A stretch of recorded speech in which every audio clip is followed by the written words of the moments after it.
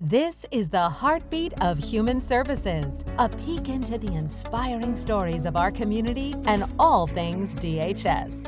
Join us. Hey everybody, I'm your host Janice Slagle for our podcast, The Heartbeat of Human Services. And today our guest is Annie Stevens. Welcome, Annie. Thank you. So glad you're here. And we are talking to Annie today because she is a social worker here at the Department of Human Services. And March is National Social Work Appreciation Month. And so Annie was recently awarded Employee of the Month. Congratulations here at the department. Thank you. Very honored. Yay. Yes. And amazing things that you've done. But also, I just want to mention that you just recently got promoted too, right? I did. Congratulations. Yes. Start Monday. And so what were you promoted? Tell us. So I'll be one of the training supervisors for family services. Awesome. So you'll be training brand new social workers. Brand new social workers, yes. That'll be fun. Yes. That is such an important role to help them understand what to do. And yeah. That's great. Well, congratulations again. Thank you. And so tell us, Annie, you started here at the Department of Human Services in 2014, is that right? Or when did you begin here? I actually began in 2013 when I had my internship here. And so I was like, non-paid employee, obviously. And then I got hired here permanently in 2014. Okay. So I've been here ever since. That's great. Yeah. So you got your master's in social work. I do. You were able to intern here. Yes. And then, so where was your first position? What part of social work did you do here at DHS? So I actually did the first 6 years in emergency response. Okay. And I had a really unique experience doing that because I actually was sent out to East Kern for the first 5 years. So I covered Ridgecrest, California City, Boron, Tehachapi, Caliente, Lake Isabella, Johannesburg. If you don't know where that's at, you can Google it. I do. Red Mountain. It's not in Africa, right? No, it's not. I think there is actually one in Africa, but the one I went to was definitely not Africa. So you were driving a lot. I drove a lot. I covered Woody. I covered basically everywhere except for my 6th year in emergency response. I finally got sent back here to Metro Bakersfield, and I did the 0704 zip codes in Arbonne and Lamont. Okay, so you know the community pretty well, I bet you. Yep. So for people who may not know, what is emergency response? So those are when, obviously, as we know, people can call in concerns to our hotline, open 24/7, obviously. So the emergency response, they're responsible for being the first responder. Oftentimes we're going out with law enforcement. Sometimes we're not even going out with law enforcement if they're not even available. And they're just investigating those allegations. And so they're assessing for safety and risk and, having to make quick decisions and, conducting those investigations. So someone calls us, our department, our 631-6011 number, and they are concerned about a child's safety or well-being, and then that gets put into a referral, and then you go out, check it out, right? Emergency response, Okay. Yeah. And then I know there's different time frames, like it might be an immediate or... Right. So depending on the severity of whatever the concerns are, it could get coded as a 10-day. We have 10 days to respond, expedite 5 days, all the way to an immediate. So got it. Yeah. Okay. A couple times I've had a 2-hour immediate. So that's a pretty, severe Yeah. circumstance. So tell us what happens when you go out to those immediates. Do you you don't always know what you're going to get into, do you? You kind of have a little bit of information, but not very much, right? Yeah, you definitely don't always know what you're walking into. Right. So I have stories that I can't even make up. I could write a book if you wanted me to. How but do you prepare yourself sort of emotionally when you get this referral, you're going to go into a situation where somebody's concerned about a baby or a 2-year-old or something like that. How do you prepare yourself emotionally, or just okay, I'm going to go in there? Tell us kind of about your mindset. Well, I think my mindset was always laying eyes on the kid, just getting to see that child, observing the child, trying your hardest to ask those who, what, when, why questions. And I always tell people, be nosy. you know, so when I'm training interns or whatever. So, and just really making sure that those allegations are addressed. And so, and making sure that we're really providing any services to those families if they need services. But, you know, when I was in emergency response, I mean, obviously the most critical thing is laying eyes on those kids and making sure that we're looking at them and assessing them and their family circumstances. When you get there, though, your first thing is hopefully people let you in the house, right? They let you in to see the child. So You'd be surprised. Most people do let me in the house. You know, when I was in emergency response, it was very seldom people didn't let me in. You must seemed have an approach that they seemed to you. convince them to let me in sometimes. But yeah, people, you know, people were pretty receptive to me for the most part. Well, and I'm sure that has to do with how you approach it. So you know, you let them know you're just there about their child to make sure they're okay. Yeah, and you can really say it just as simple as that. You know, let's kind of face it. Nobody is happy when CPS knocks on their door. It's always uncomfortable. So, you know, I just try to explain to them, like, concerns came in and we just want to make sure you're okay and your kids are okay. And is it, you know, I tell them I don't want to be out here in the public talking to you in front of your door. Is it okay to come on inside? People's confidentiality is important. So, yeah, people tend to be understanding of that. That's good. And as we were talking about you were Employee of the Month, I read a little bit about one of the cases that you helped a family, a mama, who was getting sober, right? Is it okay to talk a little bit about that? Yeah. Okay. That was, so I'm not in emergency response anymore. I'm in voluntary family maintenance now. Okay. I've been in voluntary family maintenance since 2020. So that was actually a case I had. And so for people who don't know voluntary family maintenance, that's where people are voluntarily allowing us to open a CPS case on them because we are still really concerned. And so we're not comfortable just exiting their lives. So these are high risk people for potentially having their children removed. So our goal is to really prevent that from happening. So we kind of go in there and offer them some, you know, a lot of services and that's... And so just the difference is that there's no court involved with voluntary, right? Yeah, okay. no court involvement with voluntary family maintenance. It is voluntary. So that's what you're doing now. So when you were in emergency response and you were helping a particular family, that the mama was she at the time, had she just become sober or? Well, this family was actually while I was in voluntary family maintenance, but she had just gotten sober. So voluntary family maintenance is open for about minimally 6 months normally. So she did maintain her sobriety for the duration of my case with her. And it was a very, very challenging case. Let me just tell you, she had not even a teenager. It was like what they call a tween, I guess, these days. You know, running away, just behavioral stuff, and just a lot, you know, drugs and alcohol, and it was a tough case. So this mom, she would call a lot.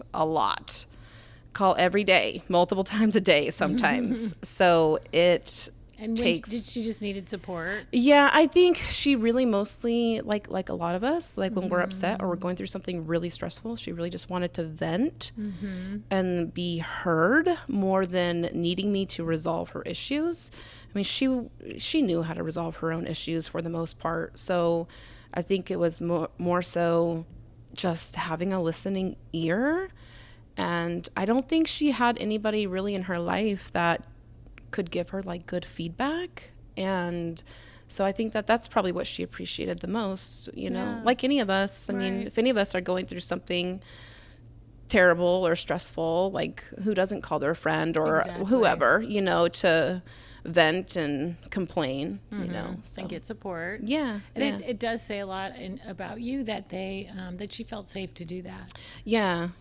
At first I was like, man, this lady is blowing up my phone. I was like, but I really like try to have empathy for you know, my clients, because they're people just like any of us. And, you know, I'm very blessed to have, you know, wonderful people around me, but some people don't have this support around them. So how hard would life be without that, you know? For sure, we all need that. I'm your host, Allison, and I'm interrupting today's podcast to highlight a special opportunity on behalf of our Job Fest team. Job Fest will be hosting events all over our county. The Bakersfield Job Fest is right around the corner on March 15th. For more information, head to jobfestkern.com. If you'd like to join our team here at DHS, apply online today at kerncounty.com under the Careers tab. Thank you for listening, and now back to the podcast. What do you think is the impetus or the reason that you decided to be a social worker? Oh, man. Well, my stepmom was a social worker here for this department for about 8 years. And my dad was in law enforcement for like nearly 30 years. So I come from a family of people who are in like the helping profession. So I actually went to school and became a journalist for a while when I was getting my bachelor's, and I realized that I really didn't want to live off ramen for the rest of my life because it was not a very lucrative career. And so my family was like, hey, why don't you get your master's degree in social work? And I was kind of, you know, I didn't really know where I was going, what direction I was going in my life. So I just went on to do it, and then I started here with the department, and I love it. So love it. I just always It makes you thrive. Yeah, I just always stayed here. I've never really had a calling to go anywhere else. So of course I work on the side. I have a side job, but yeah. That's great. And so in addition to this job, you also are a professor at Saracosa College, right? I am, yes. I teach it's called Foundations for Success. It's a life skills course, and I actually teach in the Tehachapi prison. Okay. So all of my students are incarcerated felons, and I do have a classroom there. Men and women, or? No, it's just men. Just men, okay. Yeah. And you're teaching them life skills? Or? Yeah, so it's every day, every class session is a different topic. So like this week we just went over like note-taking strategies, and we just did like the Myers-Briggs personality types. So they get to learn about what type of personality type they are and different ways of note-taking skills. We do like resume building. We talk about culture.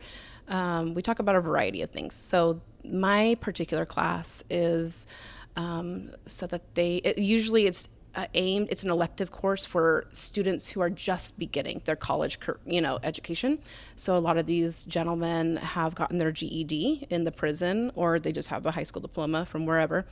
And so this is their first ever college course. So it's really how to prepare them for the rest of their college, education and success, and hopefully lifelong success.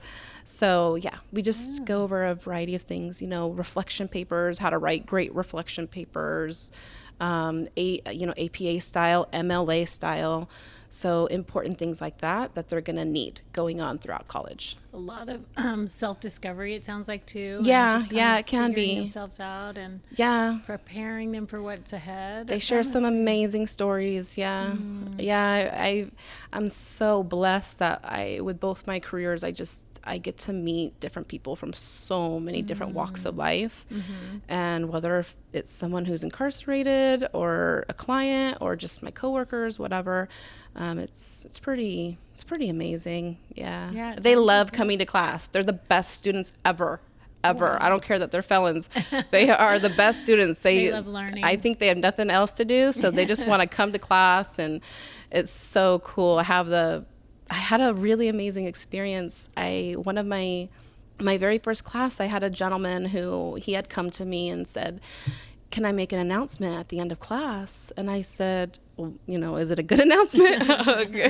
He said, yeah, okay. So I gave him the last 15 minutes of class. I said, Mr. So-and-so would like to speak to the class.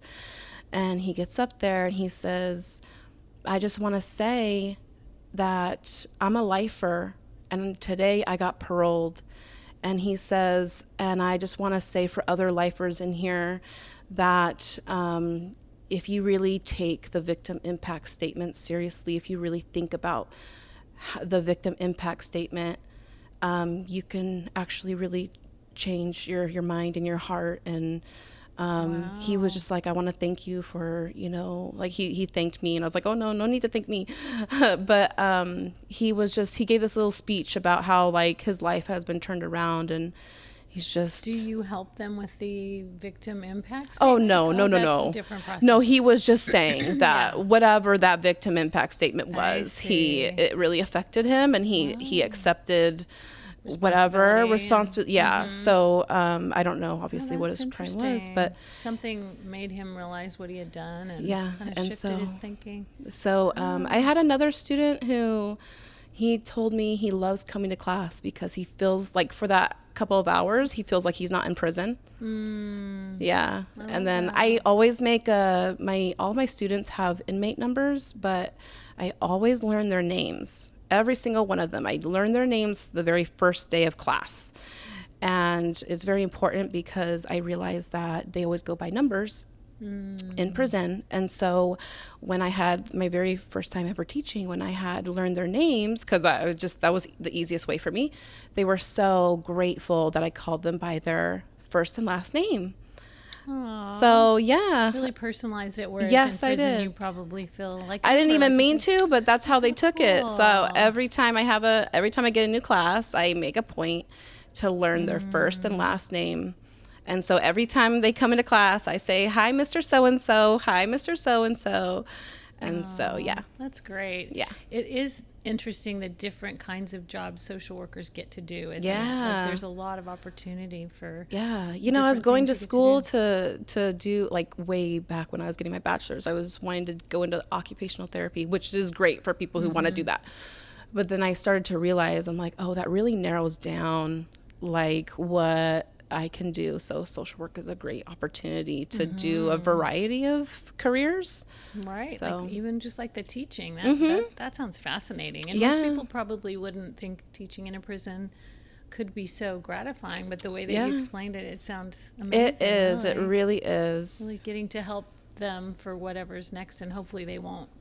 The skills they'll develop will give them other opportunities, right? Yeah, That's there so are cool. statistics out there, and I'm sorry I don't have the exact numbers in front of me, but there are statistics that say these incarcerated felons, if they have the chance at a college education, that they are less likely to offend once they are released. sense. And I think that that's kind of something we all want, Right. So, yeah. Yeah, we definitely need alternatives to prison in California. We have so many, and that's great. Mm-hmm. I love hearing that. And so, as a social worker, we have to always look at self-care, right? And how do the things that we see often in jobs like this can be, they call it secondary trauma, right? You can have that. Vicarious trauma. Yeah.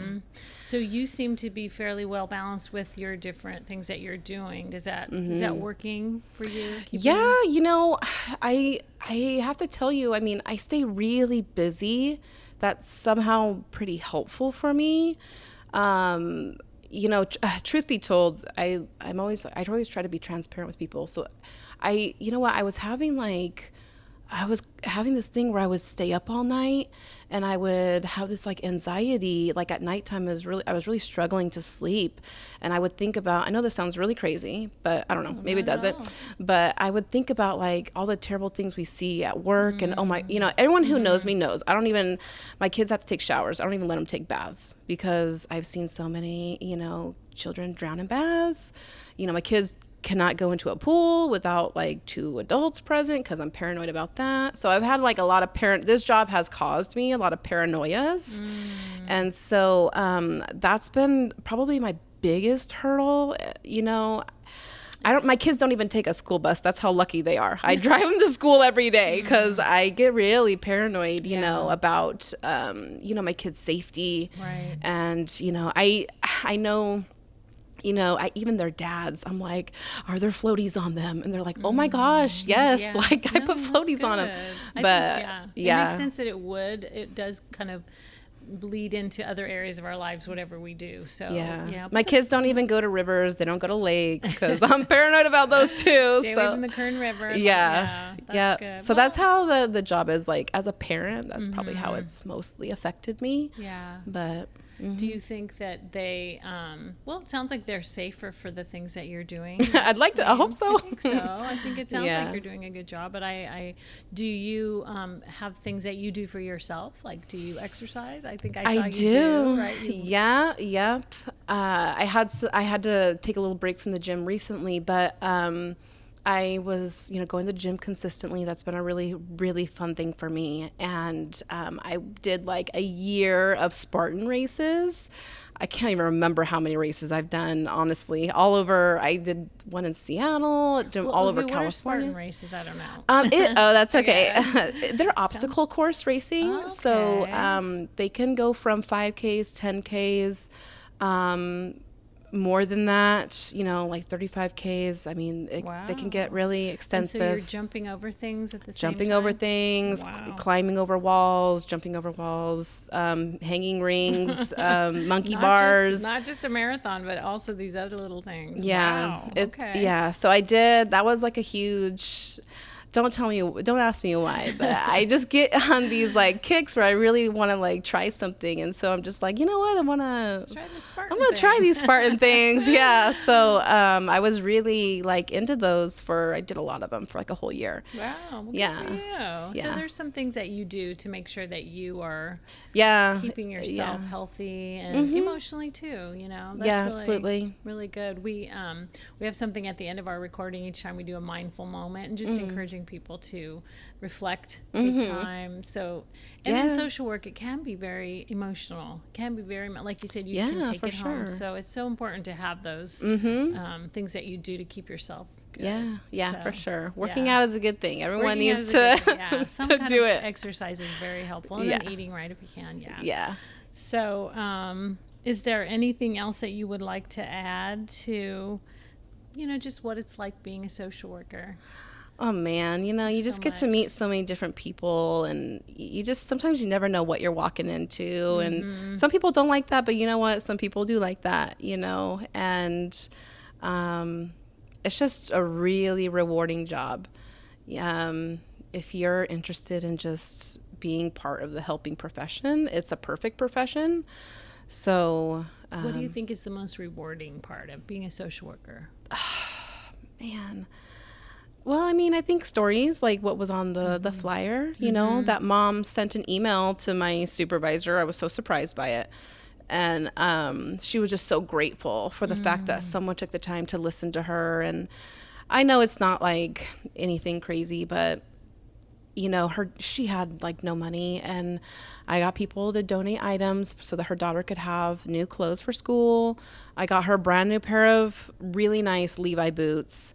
And I even, not that it matters, but I went to Target and I got her some underwear and socks and bras. And, I think, I didn't have to go the extra mile, but sometimes like people can be so grateful if you do. And I know she was really appreciative, and I think this is a career where you can impact people lifelong. Right. And it really does make a difference in their life. And it does. I'm sure she's still doing well today. Yeah, I hope so. But, I'm glad that you're doing something that you love, and that your education helped so much. And so many different opportunities. So it is. I will the last thing that I read in your Employee of the Month was just that the mom that you did help said that most people are afraid of CPS, but she wasn't, and she was willing to open up and allow you to help her, and that really made a difference. So I think there's a huge stigma with Child Protective Services. And so when I approach a client or a family, I really try hard to emphasize that we are here to support them, and we want them to raise their children. And I always have a saying, Kern County doesn't want to raise your children. We want you to raise your children. And if you can't, we want to find family who can help you. And so once they kind of realize that removal is actually like our last resort, and that we're there to help them, they seem to, have a more clear understanding. And so I try really, really, really hard to, I don't want to say get rid of that stigma. I really hope we could someday get rid of that stigma. I know it's probably always going to be there, but that I try to let the families know that at the end of the day, we want your kids to be with you. And That's good. yeah. Yeah. Just we hope to continue to make that people more aware that we don't want to raise their children, do we? Right. We just want to help them get stronger and keep their kids. And if they can't for some reason, then we have to help them more. But Yes. I love that. I think that's great. And Yeah. I'm sure that as you transition into being a teacher of social workers, you will impart that philosophy absolutely. to them as well. Well, I have intern.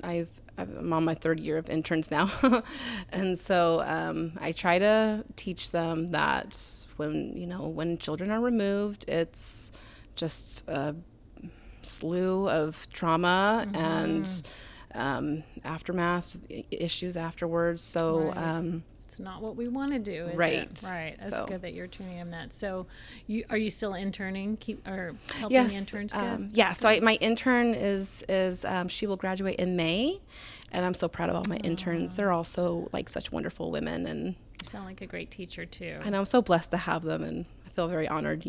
That's great. Yeah. They've gone on to do great things. So will my current intern. She'll go on to do great things They're too. your babies too. Yeah, they are. I'm always like, okay, now you get to go fly. Go be on your own. Well, I could totally see why you got nominated Employee of the Month, Oh, Annie. thank you. And I'm really proud of you and the work that you're doing here at the Department of Human That's sweet. Services. And really happy sweet. that you are now a supervisor. Yes, And I know. we will continue to expect and see good things from you. So thank you so much for being our guest today. Thank you for having me. I'm your co-host Paola Hernandez, and today we'll be talking about the miracle stress-reducing activity, working out. In our interview with Angie, she talked about her love for Spartan races and how that has helped her reduce stress and live a happy, active life, given the challenges of her day-to-day role as a social worker. But did you know 2.5 hours of exercise split into 30-minute increments a week is enough to give you all the stress relief benefits you need? According to the American Heart Association. You don't have to be a marathon runner or an elite athlete to get out there. So get moving and start your stress relief journey. Thank you for tuning in, and happy Social Worker Appreciation Month. This has been your Mindful Minute. Thank you for joining us for the Heartbeat of Human Services podcast today. We hope you'll join us next time.